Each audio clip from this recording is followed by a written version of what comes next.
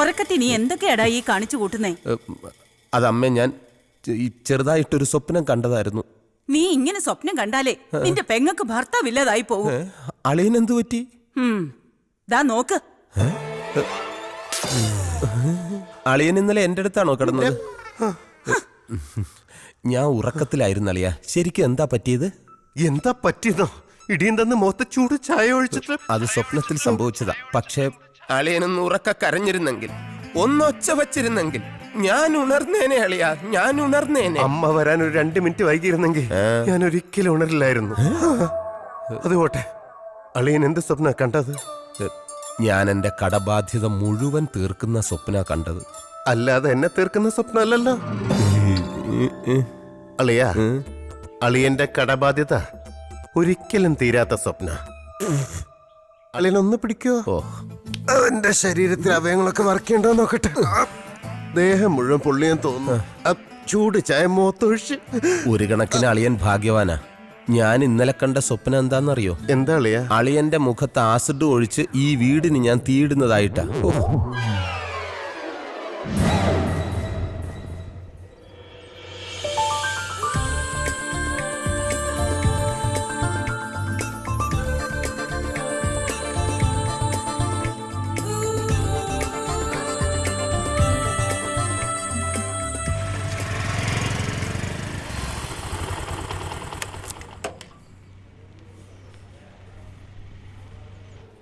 Hello, Malu എവിടെ?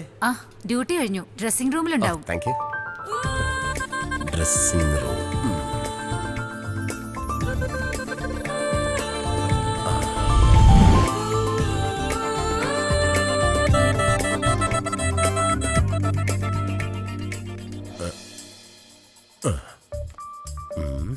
ദൈവമേ, ആരും വരല്ലേ. മാളു ചക്കരക്കുട്ടി. അയ്യോ സോറി, മാളു വന്ന് കരുതിയിട്ടാ. ഇങ്ങനെയുണ്ടോ സ്ത്രീകള്?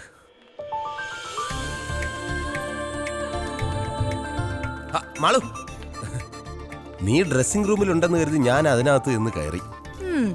ഞാനില്ലാന്ന് അറിഞ്ഞോണ്ട് കയറിയതല്ലേ? അതെ, എങ്ങനെ മനസ്സിലായി? ഈ സ്വഭാവം എനിക്ക് അറിയില്ലേ. പിന്നെ ഇന്ന് വൈകുന്നേരം റെഡി ആയിട്ടിരുന്നോ? ഒരു കിടിലം പർച്ചേസ് ഉണ്ട് എന്റെ വക. അപ്പൊ എന്നെ വീട്ടിൽ കൊണ്ടുവിടുന്നില്ലേ? ഇന്ന് നീ ഒറ്റയ്ക്ക് പോയാ മതി. എനിക്ക് കൊറിയർ ഓഫീസിലെത്താൻ സമയമായി. Okay, bye. കല്യാണം ഒന്ന് കഴിഞ്ഞോട്ടെ. ഓക്കെ, കല്യാണം കഴിയട്ടെ. അപ്പൊ കല്യാണം കഴിഞ്ഞില്ലല്ലേ? ഇല്ല, അമ്മാവന്റെ മകളാ, കെട്ടാൻ പോകുന്നേ ഉള്ളൂ. മോനെ, ഒരു ഉപദേശം തരാം. എന്താ? ഈ വിവാഹം എന്ന് പറയുന്നത് ഒരു KSRTC ബസ് പോലെയാ. അതായത് പുറത്ത് നിൽക്കുന്നവർക്ക് അകത്തോട്ട് ഉന്തി തള്ളി കയറിയാ മതി. എന്നാ അകത്ത് നിൽക്കുന്നവർക്കോ എങ്ങനെയെങ്കിലും പൊത്തിയാടി പുറത്തേക്ക് വരണമെന്നാ. ദേ, എന്റെ ഒരു അനുഭവം വെച്ചാ ഞാൻ പറയുന്നത്. ശരി, പോടോ അസൂയക്കളവാ. ഭാഗ്യം, ഇന്നെങ്കിലും ബ്രേക്ക് കറക്റ്റ് കിട്ടി. അല്ലെങ്കിൽ എന്റെ കയ്യിൽ നിന്ന് നിനക്കിട്ട് കിട്ടിയ.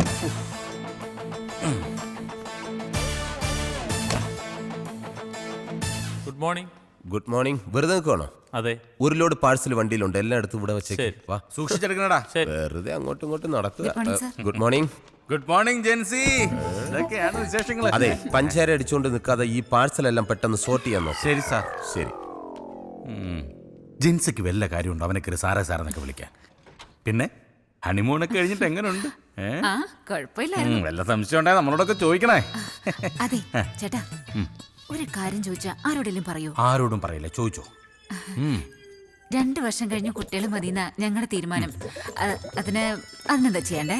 ഒന്നും ചെയ്യാണ്ടിരിക്കുക, അതേ ഉള്ളൊരു വഴി. എന്നാലും പറയേ. എന്നൊന്നും പറഞ്ഞിട്ട് കാര്യമില്ല. എന്താ ഇത്ര അത്യാവശ്യം? പറ്റിക്കഴിഞ്ഞ നിന്റെ ചേട്ടനാ. എന്താ ഏട്ടാ? അയ്യോ, എപ്പോഴായിരുന്നു? ബോധം വീണോ? എന്താടാ? കരയല്ല ചേട്ടാ ഇങ്ങനെ. ചേട്ടാ സമാധാനിക്ക്. ഇതൊക്കെ എല്ലാവരും ജീവിതത്തിൽ ഉണ്ടാവുന്നല്ലേ ചേട്ടാ. ഞാൻ വരാം, പിന്നെ വരാം. ചേട്ടൻ വെച്ചു. കരയല്ലേ? എന്താ പ്രശ്നം? ചേട്ടന്റെ ഭാര്യ പ്രസവിച്ചു പെൺകുഞ്ഞാന്ന്.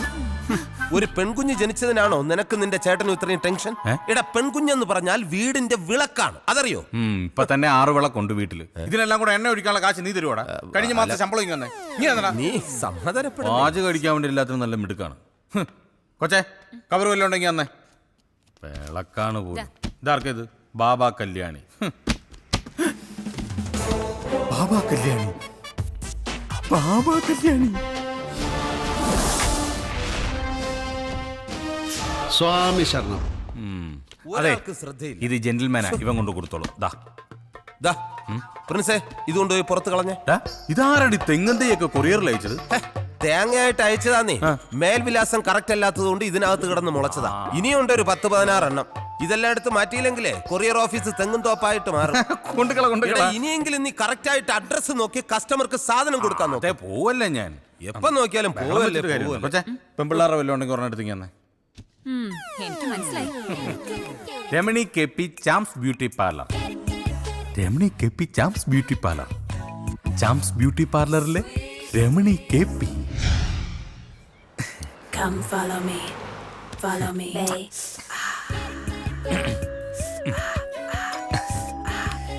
രമണി മോൾ ഇപ്പൊ വരും. Come follow me, follow me. ആരാ? ആ, ഞാൻ കൊറിയന്നാ.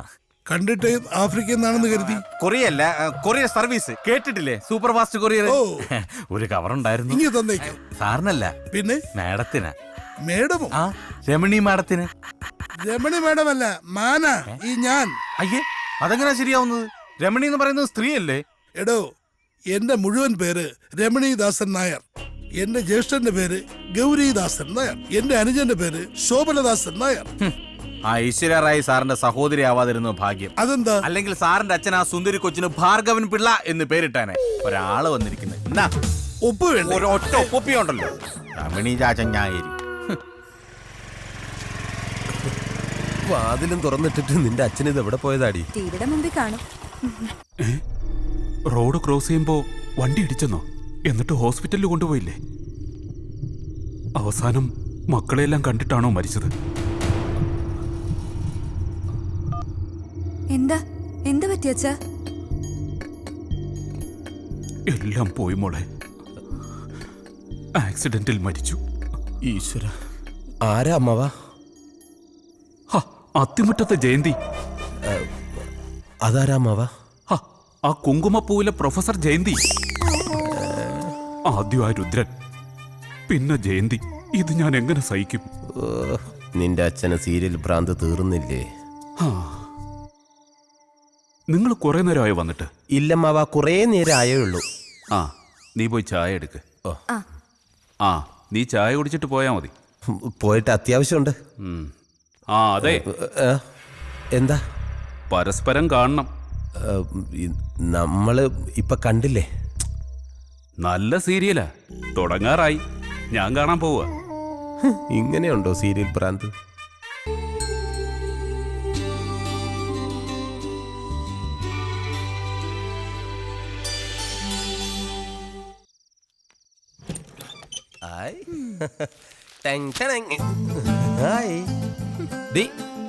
നിങ്ങൾക്ക് എല്ലാവർക്കും ഉള്ള ഡ്രസ് ഇത് പിടിച്ചേ.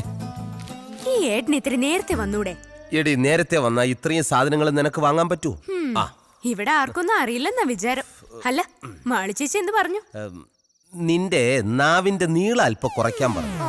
അവിടെ ചെന്ന് ഇത്രയും നേരം അടയിരിക്കാതെ നിനക്ക് ആ പെണ്ണിനെ ഇങ്ങ് വിളിച്ചോണ്ട് വന്നൂടെ? ആ, ആഗ്രഹമില്ലാഞ്ഞിട്ടല്ല.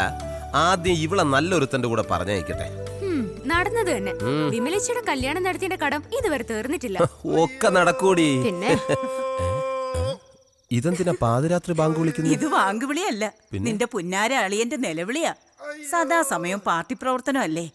ഏതോ സമരത്തിന് പോയി തല്ലും കൊണ്ടോണ്ട് വന്നിരിക്കുക. ആവി പിടിക്കുന്നതിന്റെ ബഹളം ആ കേക്കുന്നേ. നിങ്ങൾക്കൊന്നും ഉറക്കൂല്ലേ രാത്രി? പാതിരാത്രി ഇങ്ങനെ കുരവേട്ടുകൊണ്ടിരുന്നാൽ എങ്ങനെയാളിയാ വീട്ടിലുള്ളവർ ഉറങ്ങുന്നേ? അളിയനിത് എന്ത് പറ്റിയതാ? ആണവക്കരാറിനെതിരെ നമ്മുടെ പാർട്ടിക്ക് വേണ്ടി ഒരു കലക്ടറേറ്റ് വളയലുണ്ടായിരുന്നു. എന്നിട്ട് അളിയനാണല്ലോ വളഞ്ഞിരിക്കുന്നത് പാർട്ടി ചിഹ്നം പോലെ. ഇപ്പോഴാടി നിന്റെ ഭർത്താവിന്റെ പേരിനൊരർത്ഥം വെച്ചത്. എന്ത്? TK പ്രഭാകരൻ, തല്ലുകൊള്ളി പ്രഭാകരൻ. ശവത്തി കുത്താതെ അളിയ. അല്ല, ഇനി അടുത്ത സമയത്തെങ്ങാനും സെക്രട്ടേറിയറ്റ് വളയാൻ പോകുന്നുണ്ടോ? ഉണ്ട്. ഡേറ്റ് ഫിക്സ് ചെയ്തിട്ടില്ല. ഫിക്സ് ചെയ്തിട്ട് നേരത്തെ അറിയിക്കണം. എന്തിനാ? ഒരു വളഞ്ഞ ശവപ്പെട്ടി മേടിച്ചു വെക്കാനാ. അളിയ, എന്റെ പൊന്നളിയ, അളിയൻ ഇങ്ങനെ വളഞ്ഞ് എന്റെ പെങ്ങളെ വിധവയാക്കരുത്. പാർട്ടി പ്രവർത്തനം വെറുതെ തല്ലുള്ള. എടേ, നമുക്ക് പോയി കിടന്ന് ഉറങ്ങാൻ നോക്കും മനുഷ്യ. നാട്ടുകാരുടെ തല്ലും കൊണ്ട് വന്നിരിക്കുന്നു. ഇനി ഉറക്കം മാത്രം നടക്കൂ. നാളെ തല്ലുകൊള്ളാൻ നോക്കണം. എന്ത് പറ്റിയളിയാ? ഒന്നുമില്ല അളിയാ.